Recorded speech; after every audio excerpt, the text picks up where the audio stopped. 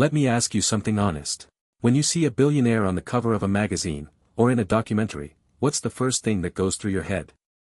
Most people think one of three things. They got lucky. They were born into it. Or they did something the rest of us either can't do or wouldn't do. And here's the thing, I understand why people think that. Because it's a comfortable story. It puts extraordinary financial success in a category that has nothing to do with you, which means you never have to feel bad about not having it. But here's what the data actually shows. According to Forbes, approximately 70% of today's billionaires are self-made. They didn't inherit an empire. They built one. From something much closer to where you're sitting right now than the highlight reel version of their story suggests. And when researchers study these people, not the mythology around them, but the actual documented patterns of how they think and make decisions, something interesting emerges. They operate by a surprisingly consistent set of rules. Not secret rules. Not rules that require a genius-level IQ or a trust fund or connections you don't have. Rules that are learnable. Adaptable. And when applied consistently, genuinely transformative. Today we're going through all 7 of them. By the end of this video you're going to look at your own financial decisions differently. Not because I told you something magical. Because the framework is going to make sense in a way that's hard to unsee once you see it. My name is Ryan and I spend way too much time thinking about how ordinary people build extraordinary financial lives. If you're someone who wants to understand the mental architecture behind serious wealth, not the hype, not the hustle culture version, but the real psychological and strategic framework, hit subscribe and give this video a thumbs up. Because that's exactly what we're getting into. Let's go. The middle class trap. Before we get to the 7 rules, I want to talk about why most people never get there. And I want to be careful here because this is not about blaming people. This is about identifying a pattern, a very specific, very predictable pattern, that keeps smart, hardworking people financially stuck their entire lives. I call it the middle class trap. Here's how it works. You go to school. You get a degree. You get a job. You work hard. You save a little. Maybe you contribute to a 401k. You hope the market does what it's supposed to do. You plan to retire somewhere around 65. And if everything goes perfectly, no major medical expenses, no economic disruption, no layoffs, no market crashes at the wrong time, you end up okay. Not free. Okay. That's the plan most people are executing right now. And the reason it keeps them trapped isn't because they're not working hard enough. It's because the entire framework is built on selling time for money and hoping the math works out at the end. The billionaire mindset isn't just a different investment strategy. It's a fundamentally different way of thinking about time, value, risk, leverage, learning, and purpose. And once you understand the difference, once it really lands, you start to see why the people running the middle-class plan will always be capped, and why the people running a different mental framework have almost no ceiling at all. That's what the next 7 rules are about. Rule 1, own your time. Don't sell it. Here's the thing about time. Every person on this planet, billionaire or broke, gets exactly the same 24 hours in a day. There is no financial advantage you can buy that gives you more of it. So why is it that some people use those 24 hours to build wealth that compounds while they sleep, and most people use those same 24 hours to earn exactly what they traded for and nothing more? The answer is in what they're actually selling. Most people sell their time. Directly. An hour of work produces an hour of pay. You stop working, the money stops coming. You get sick, take a vacation, get laid off, the income stops. The entire model is completely dependent on your continuous personal presence and effort. Billionaires don't operate this way. They spend their time building things that generate income without requiring their continuous presence. Businesses with systems. Income-producing assets. Technology that scales. Teams that execute. Intellectual property that earns royalties. Investments that compound. The difference isn't that they work less. In the early stages, most of them work more. The difference is what their work is pointed at. Most people's work produces income. Billionaires' work produces assets. And assets produce income. Permanently. Even when they're sleeping, on vacation, or 40 years into retirement. Now I want to be realistic here because this is where a lot of financial content goes wrong. You are probably not going to build a billion-dollar business. Most people aren't. That's not the point. The point is the framework. The question you ask yourself when you look at how you're spending your time. Am I trading this hour for money? Or am I using this hour to build something that will pay me back for years? That question, applied consistently, across your career, your investments, your side projects, your skill development, compounds into a completely different financial life over time. The action step here is simple but uncomfortable. Look at your current income sources and ask, if I stopped showing up tomorrow, which of these would still be generating money in 30 days? In a year? In 10 years? If the honest answer is none of them, that's the starting point. Not a reason to panic. A reason to start building one thing, however small, that earns without requiring your direct hourly presence.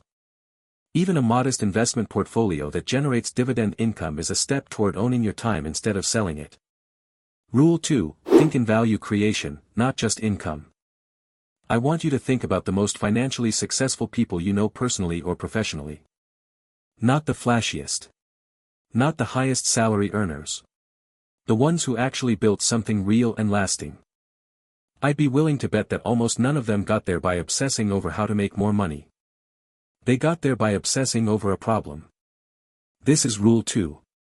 And it sounds simple until you realize how radically different it is from how most people approach their financial lives. The average person wakes up and asks, how do I earn more money this month? That's not a bad question. But it's a small question. It puts you in a transactional relationship with the world where your value is measured by the hours you can offer and the skills you happen to currently have. The Billionaire framework asks a completely different question. What problem can I solve? For how many people? How deeply? And here's the mathematical reality underneath that question. Wealth is almost always proportional to the scale and depth of value you create for other people. A doctor creates enormous value, but for one patient at a time. That's a high-income career, not a wealth-building machine. A software product that solves the same problem for 10 million people creates value at a scale that produces a completely different financial outcome, with a fraction of the direct human time required. I'm not telling you to quit your job and build an app. I'm showing you the mental model, the lens through which people who build serious wealth see opportunity. They look at frustrations, inefficiencies, underserved needs, and broken systems and ask, what is the biggest problem here, and what would it be worth to solve it for as many people as possible? Now here's the psychological insight that makes this rule genuinely powerful.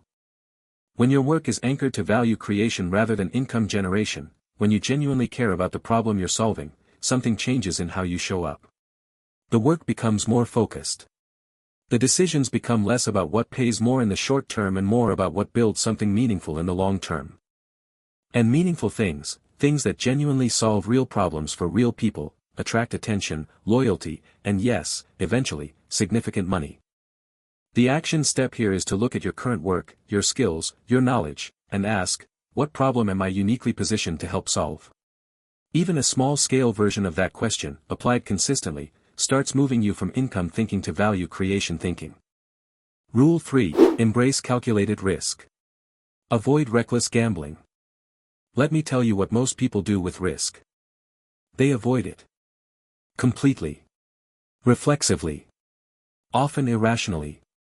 The moment something feels uncertain, a new investment, a career change, starting a business, even just moving money from a savings account into an index fund, the default response for most people is to freeze.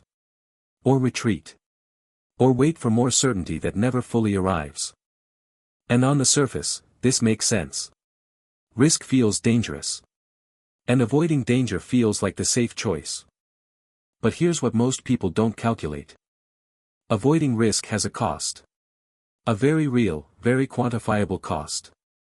The person who keeps their savings in a zero-interest account to avoid market risk has eliminated the downside, but they've also eliminated the upside. And the upside, compounded over 30 years, is the difference between a comfortable retirement and a genuinely free one. The person who stays in a stable but underpaying job to avoid the risk of a career change pays that risk avoidance fee every month in the form of earned income they're leaving on the table. Risk avoidance isn't free. It just presents its invoice much later and in a form that's harder to recognize. Now here's the critical distinction, and this is where the billionaire framework separates itself from both extremes. There's a massive difference between reckless gambling and calculated risk. Reckless gambling is making a financial decision based on hope, excitement, social pressure, or fear of missing out, without understanding the downside, without having a strategy, and without being able to absorb the loss if it happens. Calculated risk is the opposite. It means doing the work. Understanding what you're getting into. Quantifying the downside. Building a position that you can genuinely hold through volatility. And then, only then, committing with conviction. Billionaires don't avoid risk. They are extraordinarily disciplined about which risks they take, how they structure them, and what they do when things don't go according to plan. Because things never go perfectly according to plan. The psychological insight here is something researchers call loss aversion, the well-documented human tendency to feel losses roughly twice as intensely as equivalent gains. This is why risk avoidance feels so rational even when it's financially costly. Your brain is not doing a neutral calculation. It's running a bias that systematically overweights the downside and underweights the upside. Understanding that your risk perception is biased doesn't fix the bias. But it does mean you can build a system around it. The action step: the next time you face a financial decision that involves risk, don't ask, "What if this goes wrong?" in isolation. Ask the full question: what is the realistic downside, what is the realistic upside, what is the probability of each, and what is the cost of not acting? That full calculation is how calculated risk actually gets made. Rule 4: Master the art of leverage. The word leverage makes a lot of people nervous. Because most people hear it and think, debt. Risk. The thing that caused the 2008 financial crisis. And yes, financial leverage used recklessly can be catastrophic. That's real. I'm not going to pretend otherwise. But leverage is a much broader concept than borrowed money. And understanding its full meaning is one of the most practically useful things you can take from this video. Leverage, at its core, is this: getting a larger output from a smaller input. Financial leverage is using other people's money to generate returns on assets you couldn't otherwise own. A mortgage is leverage. A business loan that generates returns exceeding its interest cost is leverage. Done correctly, with full understanding of the downside, this type of leverage builds wealth faster than savings alone can. But there are other forms of leverage that are just as powerful and carry much less risk. Time leverage is what happens when you build a system, delegate a task, automate a process, or hire someone whose productivity generates more value than their cost. Every hour you spend building a system that replaces an hour of your direct labor is an hour of leverage you create permanently. Knowledge leverage is what happens when you spend time learning something, a skill, a strategy, a framework, that then pays dividends across every future decision you make. One good book on tax strategy can be worth thousands of dollars a year in savings applied correctly. That's knowledge leverage. Network leverage is what happens when a relationship, a partnership, a referral, or a collaboration produces an outcome neither party could have produced alone. Billionaires are masters of all four forms of leverage simultaneously. They use financial leverage selectively and intelligently. They build teams and systems that multiply their time. They invest heavily in their own knowledge and the knowledge of the people around them. And they cultivate networks of people who elevate their thinking and expand their opportunities. Here's the psychological insight. Most people are trained from childhood to be self-reliant. Do it yourself. Don't ask for help. Pull yourself up by your own bootstraps. And while those values have merit in certain contexts, in wealth building they become a ceiling. The person who does everything themselves is capped by the number of hours in their day. The person who masters leverage is not. The action step here is to identify one form of leverage you are currently underusing in your financial life. Is it financial leverage, investing in assets instead of keeping cash in a savings account? Time leverage, delegating or automating something that consumes your hours without generating proportional value? Knowledge leverage, investing in education that pays back far more than it costs. Pick one. Start there. Rule 5: Long-term vision with short-term discipline. There's a reason most people never build serious wealth even when they understand the principles. And it's not intelligence. It's not access. It's not even money. Its time horizon. Most people make financial decisions based on what feels right in the next few weeks. The billionaire framework operates on a completely different timescale, years, decades, sometimes generational. And here's why that difference is so powerful. When you have a clear vision of where you're going 30 years from now, the short-term sacrifices stop feeling like sacrifices. Reinvesting your profits instead of spending them isn't deprivation, it's fuel. Staying in a lower-cost living situation while building your investment base isn't failure, it's strategy. Skipping the lifestyle upgrade when your income rises isn't missing out, it's protecting the gap. These decisions feel different when they're connected to a vivid, specific, long-term vision of what you're actually building. But, and this is critical, the long-term vision without short-term discipline is just a daydream. This is where most people's financial plans fall apart. They have a vague aspiration to retire early or build wealth. But aspiration without execution is just a feeling. The billionaire framework combines both, a clear long-term destination and the daily, weekly, monthly habits that actually move you toward it. This is where compound interest and compound behavior work together. The financial compound effect is well documented. Money invested consistently over a long period produces outcomes that feel mathematically impossible until you run the numbers. But there's a behavioral compound effect that's equally powerful and much less talked about. Every time you make a disciplined financial decision, automating a transfer, skipping an unnecessary upgrade, choosing an investment over a consumption purchase, you are not just saving money. You are reinforcing an identity. You are becoming, brick by brick, the kind of person whose long-term vision determines their daily behavior. An identity is the most powerful financial force in existence. Because identity is self-reinforcing. The action step, write down your specific financial vision for 10 years from now. Not vague. Specific. What does your savings account look like? Your investment portfolio? Your monthly passive income? How many hours are you trading for money versus how many are you choosing freely? Read it every month. Let the vision make the discipline feel less like restriction and more like direction. Rule 6, prioritize learning and adaptability. I want you to think about what the world looked like financially 30 years ago. Index funds existed but were considered boring and unsophisticated. The internet was barely a commercial concept. Real estate in most major cities was a fraction of its current value. The entire concept of passive income from digital products or online businesses didn't exist.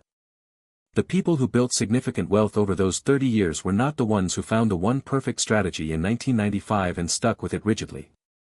They were the ones who kept learning. Who stayed curious. Who adapted when the landscape shifted. Who recognized new opportunities early because they were actively looking for them, not because they got lucky. This is Rule 6. And it's the one that ensures all the other rules stay relevant across decades rather than becoming obsolete. Billionaires are, almost universally, voracious learners. Not because they enjoy school. Many of them were indifferent or even poor traditional students. But because they understand something most people don't, the return on knowledge is one of the highest available to anyone. Warren Buffett has estimated that he spends approximately 80% of his working day reading and thinking. 80%. Not executing. Not managing. Reading and thinking. Bill Gates famously takes 2-week-long reading retreats every year specifically to absorb new ideas and think deeply about them. Elon Musk, before founding SpaceX, taught himself rocket science through books. Not a university program. Books. These are not coincidences. Here's what most people don't realize about financial knowledge specifically. Every significant area of personal finance, investing, tax strategy, real estate, business building, debt management, has a learning curve. And the people who invest time early in understanding how each area actually works consistently outperform the people who outsource their financial decisions to others and never truly understand what's happening with their own money. A person who genuinely understands how index funds work, how tax-advantaged accounts reduce their lifetime tax bill, how compound interest operates over time, and how leverage can be used intelligently, that person makes systematically better financial decisions than someone with the same income and no financial literacy.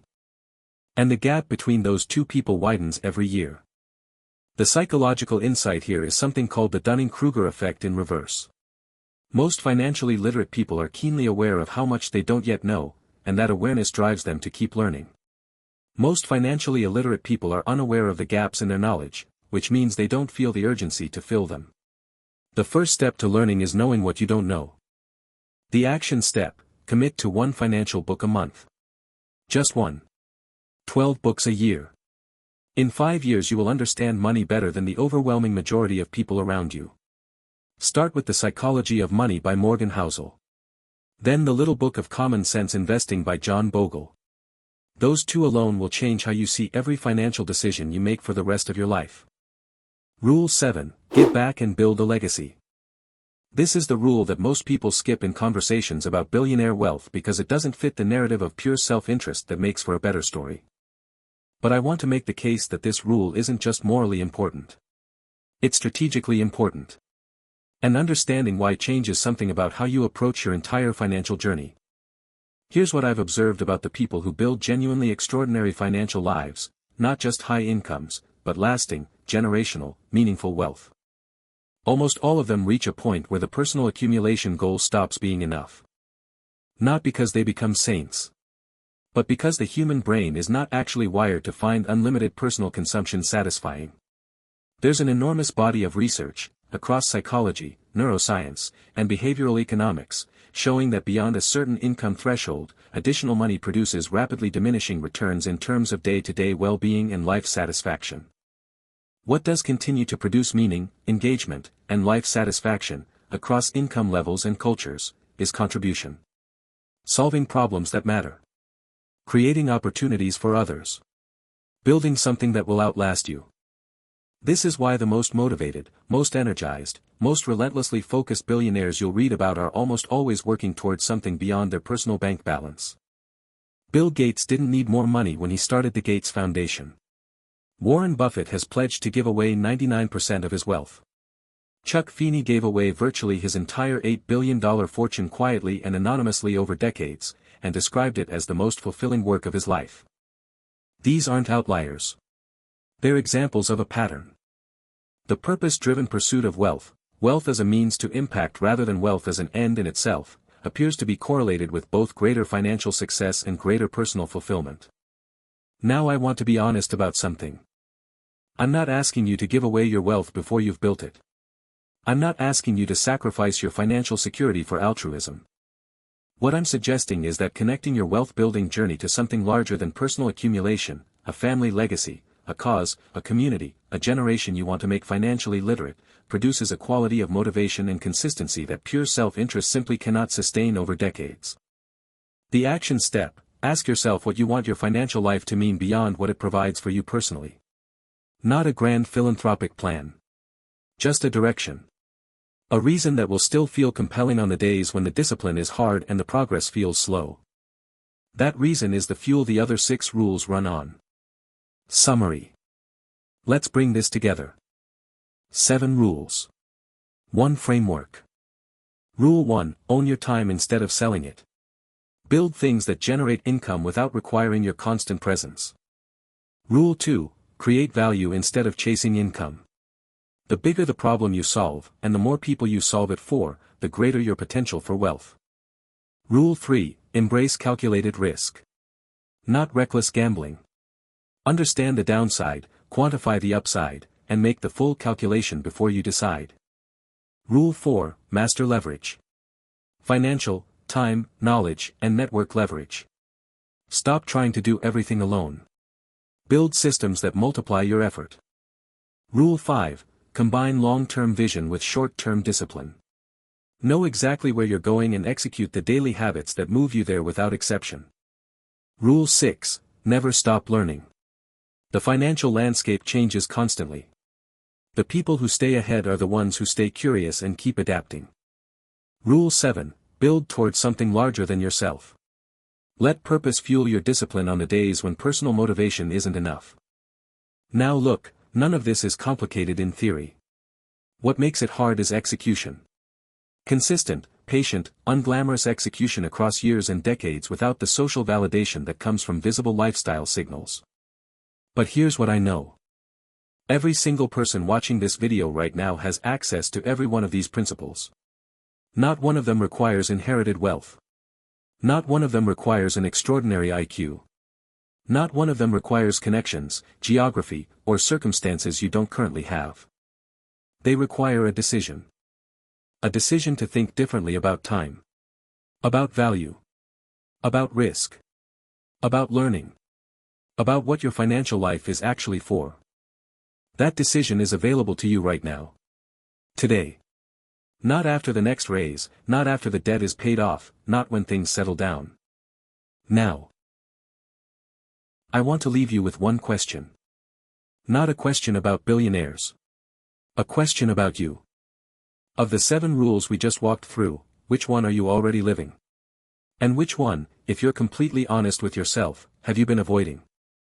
Because that gap, the space between the rule you understand intellectually and the rule you haven't yet built into your actual behavior, that gap is where your financial future is either being built or being lost right now. It doesn't close dramatically. It closes one decision at a time. Drop your answer in the comments. I read every single one and I genuinely want to know where you are in this. If this video shifted something for you, if it gave you a framework that changes how you see your financial decisions, share it with one person who needs to hear it. One person. That's all. And if you want to go deeper on one of the most important and misunderstood aspects of retirement planning, how much you actually need, and why the number most people are targeting is wrong, watch our next video right now. It's called the $1 million retirement lie. And I promise you, it will make you rethink the entire plan you're currently running. Subscribe to Ryan Invests if you haven't already. New videos every week. No hype. No get-rich-quick schemes. Just honest financial education designed to help you build something real. I'll see you in the next one.